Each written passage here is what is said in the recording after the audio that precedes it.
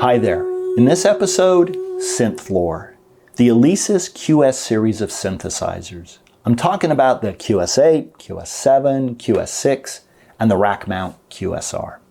I'm going to discuss my feelings about the QS series of synthesizers, compare them sonically and spec-wise to a Roland XV88, and take a look inside the unit. I'm also going to do a quick listening quiz at the end to compare the sounds of the QS series against the XV88. You can decide which sounds better and see if you can guess which one is which. I understand that this may not be a fair comparison in some people's minds. The XV88 is technologically 4 years newer than the QS series, but I think you'll find the quiz challenging. I believe if you ignore the physical attributes like display size, number of physical controls, build quality, keyboard feel, expansion, and sample memory, the Alesis QS series gives the XV88 a run for its money, sonically. As I often do, a little history. Circa 1996, I wanted to buy an 88-note keyboard with sounds. It was something I never had up until that point. I can't recall what the competition was at the time. By that I mean from the big three manufacturers, Korg, Roland, and Yamaha. But I do remember that the Alesis QS8 was budget priced, and I was always on a budget. I'll throw some specs of the QS8 and the XV88 up on the screen. At the time I had 3 keyboards, a Roland Juno 106, a Yamaha DX7 2FD, I always say that backwards, and an Akai AX80.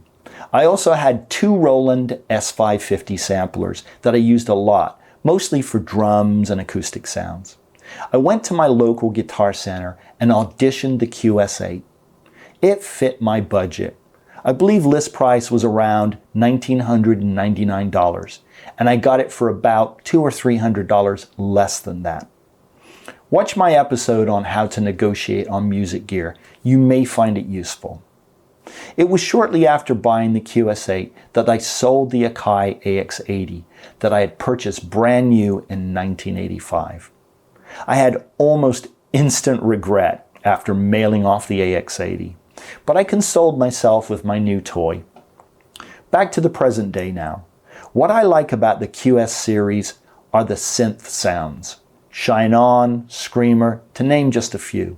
They are perfect for me, and I've used them quite a bit when I compose pop.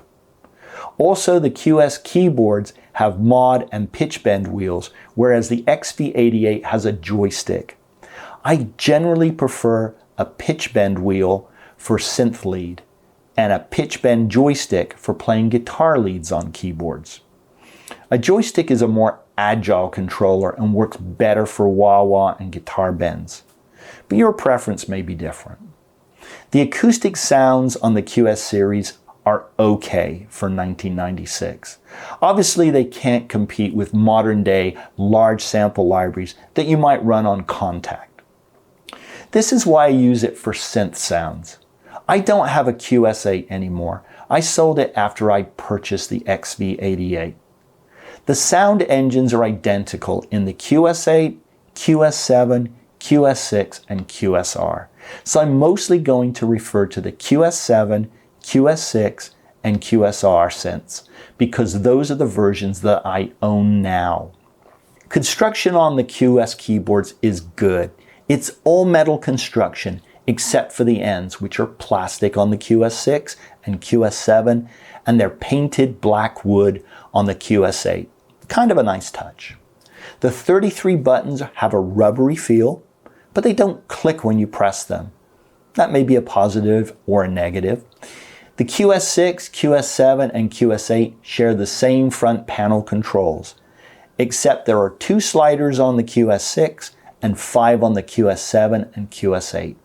One slider is dedicated to volume, the other sliders are for performance and parameter editing control. All the displays on the QS keyboards are identical, 2 lines of 16 characters. The display on the QSR is better. It's bigger, brighter, and has some additional characters, including 3 large segments for displaying the patch number. There is silk screening of parameters on the front panel of the keyboards to help you program without having to look in the manual. I like that. The silk screening is white text on black background, so it's pretty easy to read, even if it's a little small. The OS is fairly easy to navigate. The small display is the big negative. You're most often looking at one parameter per screen, and there are a lot of screens to page through. It's hard to complain too much at this price point back in 1996.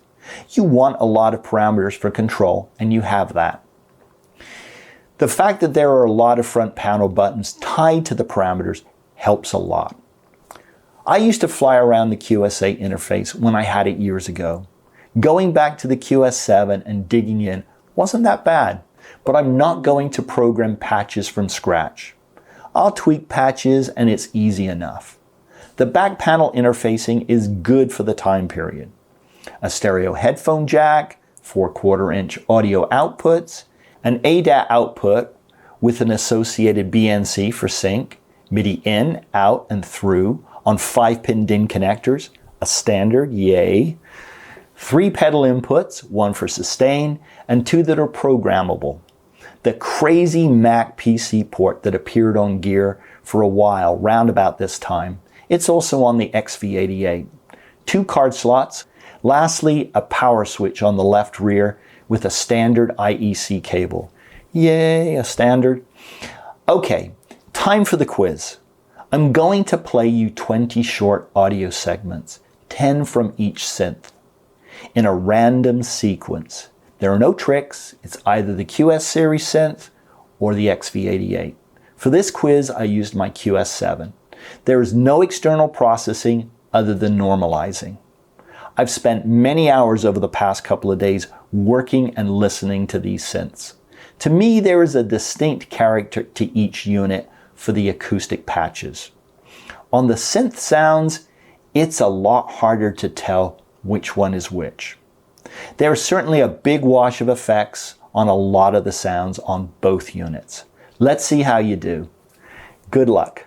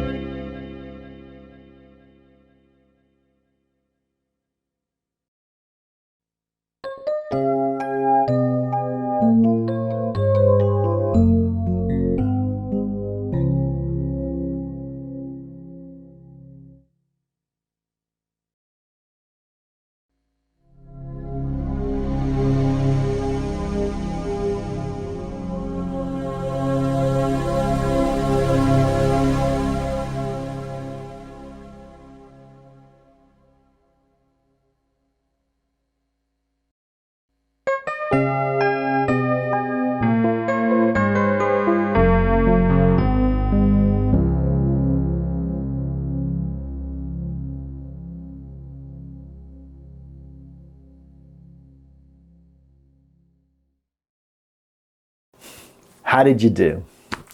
Personally, I don't necessarily prefer one over the other sonically. I do have playing preferences. I stated in another episode that I love the feel of the XV88 keyboard, especially for playing piano. I also have specific patch preferences and some general statements to offer you. Overall, the acoustic patches on the QS series are more punchy and harsher sounding. The XV88 patches are smoother and warmer, if not a little dull sounding.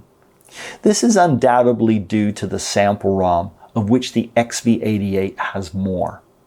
When it comes to the synth sounds, both sound great. The synth sounds are why I repurchased a QS7 and a QSR after selling the QS8. I also own a QS6. The Roland is much more refined, spec-wise, in just about every way. It should be. It's newer. It has more expansion options, a bigger screen, more buttons, but you're paying for that. When it comes to sound, they both sound good. In 2024, a QS8 will cost you $300 to $400 plus shipping. A lot of people won't ship them anymore, and that's true for a lot of 88-note keyboards. When I shipped my QS8 to Texas, one of the end pieces of wood got damaged, and I had to compensate the person about $20-30. You may be limited to what's available in your area because of shipping. An XV88 will cost you more, usually $700 to $800, and prices seem to be going up on the XV88. I have a feeling I know why that is, but I'm not going to talk about it because I don't want to exacerbate the problem. The smaller QS series keyboards are less expensive. And remember, they all have the same sound engine. A QS7 runs in the $350 range, and the QS6 is in the $300 range. A QSR can often be had for as low as $200, but may sell for closer to $300. The XV3080 is the rack equivalent of an XV88, and they go for around $400. If you were interested in an XV3080 and could spend an additional $100, a Roland XV5080 would be a much better choice. But we're not discussing the XV5080 today. I want to add that there are decimal point versions of the QS series. What I mean by this is a QS 6.1, 6.2, 7.1, 8.1, and 8.2. Mine are the original versions. Alesis did minor, incremental upgrades in an effort to keep the QS series alive, competitive, and fresh.